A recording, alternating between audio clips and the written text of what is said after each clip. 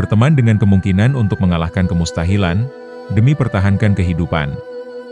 Sebuah gurun yang hanya terisi bebatuan, debu, yang ditiup angin di bawah sinar matahari. Itulah tempat yang harus ditinggal oleh sebuah bangsa, yang kini menjadi sebuah negara yaitu Israel. Sebuah langkah ekstrim yang harus ditempuh, bukan hanya soal berpikir konvensional dengan standar rasional pada umumnya, tetapi berpikir dengan metode yang lebih ekstrim, untuk menciptakan inovasi yang belum pernah tercapai oleh kaum manusia sebelumnya. Mereka membuktikan bahwa takdir dan nasib terjadi berdasarkan kehendak dan pilihan dari manusia. Hukum alam bukan alasan untuk sebuah nasib yang buruk atau takdir yang tragis. Keberanian yang tidak dimiliki oleh manusia akan didapatkan ketika potensi dan kemampuan manusia teruji oleh keadaan yang ekstrim. Dari situlah langkah besar terlahir, di mana segala sesuatu yang terjadi bukan sekedar tanpa alasan, tetapi selaras dengan hukum kekekalan energi. Suatu kondisi ekstrim dapat menghadirkan dua pilihan bagi manusia, yaitu menyesuaikan diri dan hidup dengan penuh penderitaan, atau berinovasi dan menciptakan perubahan untuk hidup yang lebih baik.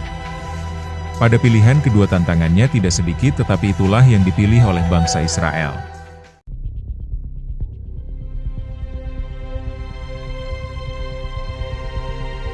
Sejarah perikanan di wilayah ini juga sangat panjang, bahkan sudah ada sejak zaman prasejarah.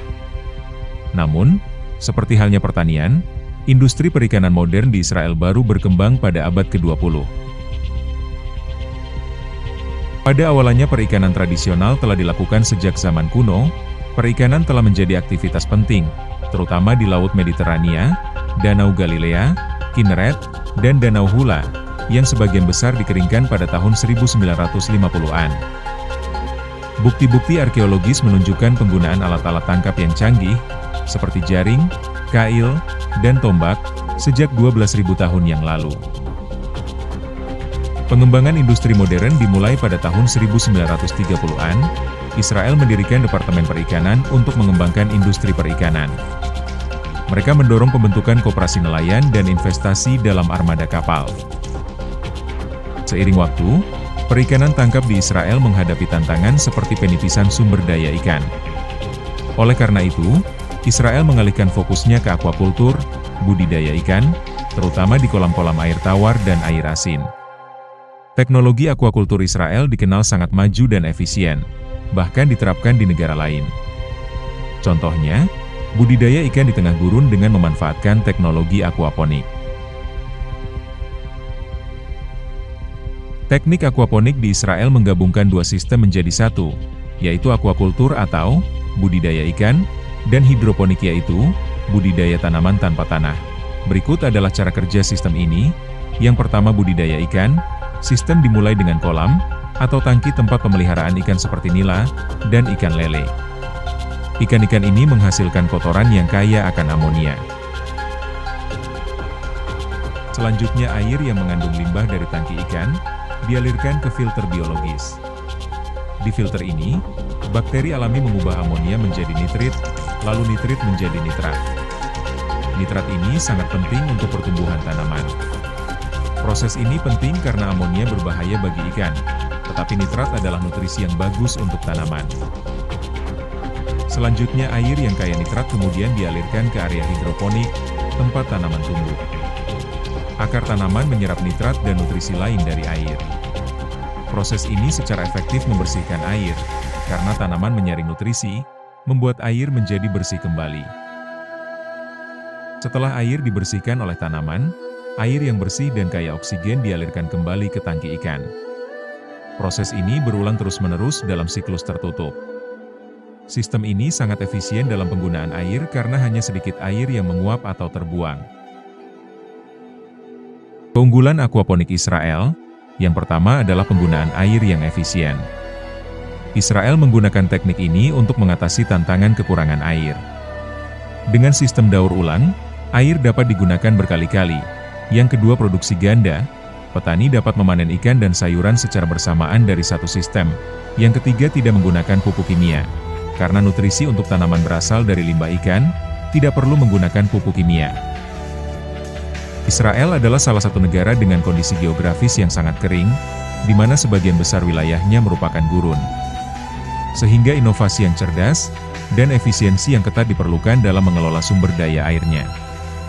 Sumber air utama di Israel dapat dikategorikan menjadi beberapa jenis. Yang pertama, sumber air alami dari Danau Galilea. Ini adalah danau air tawar terbesar di Israel dan merupakan sumber air alami yang paling penting. Air dari Danau Galilea dialirkan melalui National Water Carrier, sebuah jaringan pipa dan kanal yang memasok air ke seluruh wilayah Israel. Namun, karena kekeringan dan peningkatan permintaan, Danau Galilea tidak lagi menjadi satu-satunya sumber air. Bahkan, Israel kini mulai memompa air desalinasi ke danau ini untuk menjaga permukaannya. Yang berikutnya akuifer atau air tanah. Israel memiliki beberapa akuifer bawah tanah yang penting, termasuk akuifer pesisir dan akuifer gunung. Akuifer ini menyediakan air minum dan irigasi, meskipun telah terjadi penipisan dan salinasi akibat penarikan air yang berlebihan. Selanjutnya dari Sungai Yordan, sungai ini merupakan sumber air penting, terutama bagi pertanian di lembah Yordan. Namun, penggunaannya telah menjadi isu politik yang kompleks dengan negara-negara tetangga. Karena sumber air alami tidak mencukupi, Israel berinvestasi besar-besaran dalam teknologi air, yaitu desalinasi air laut. Desalinasi adalah sumber air utama yang paling signifikan bagi Israel saat ini. Israel telah membangun beberapa pabrik desalinasi besar di sepanjang pantai Mediterania. Pabrik-pabrik ini mengubah air laut menjadi air minum.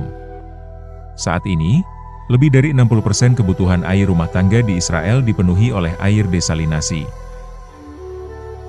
Meskipun Israel memiliki garis pantai di Laut Mediterania dan Laut Merah, perikanan laut bukanlah sektor ekspor utamanya. Fokus utama perikanan di Israel adalah pada budidaya ikan di darat, aquaculture, yang menggunakan teknologi canggih. Dari hasil perikanan dan juga pertanian yang mereka kembangkan di padang gurun, sebagian besar mereka gunakan untuk kebutuhan dalam negeri, di mana mereka berusaha secara mandiri untuk memenuhi kebutuhan dasar hidup masyarakatnya. Akibat status geopolitik yang berubah-ubah, mereka tidak ingin bergantung dari hasil impor, karena suatu hari akan berbahaya jika mereka bergantung hanya dari negara lain, dan ini adalah bukti kemandirian dari suatu negara yang berdaulat. Secara keseluruhan, Israel memiliki kekuatan ketahanan pangan yang tinggi yang ditopang oleh inovasi teknologi dan kebijakan strategis. Namun, mereka juga menghadapi tantangan signifikan, terutama dari ketergantungan impor, kelangkaan sumber daya, dan dampak konflik keamanan. Hal ini menunjukkan bahwa meskipun Israel telah mencapai tingkat ketahanan pangan yang mengesankan, mereka harus terus beradaptasi dan berinvestasi untuk menjaga stabilitas pangan di masa depan. Sejatinya menjadi kuat dan hebat adalah ketika kita mampu melawan situasi, kita mampu bertahan dalam kondisi sulit, dan kemudian kembali melawan takdir dan juga hukum alam. Seperti itulah yang dilakukan oleh bangsa Israel, di mana mereka berusaha dari apa yang tidak ada menjadi ada, dari yang tidak mungkin menjadi mungkin. Terima kasih telah menonton video ini hingga akhir. Saya harap Anda sehat selalu, dan bahagia di bawah semesta.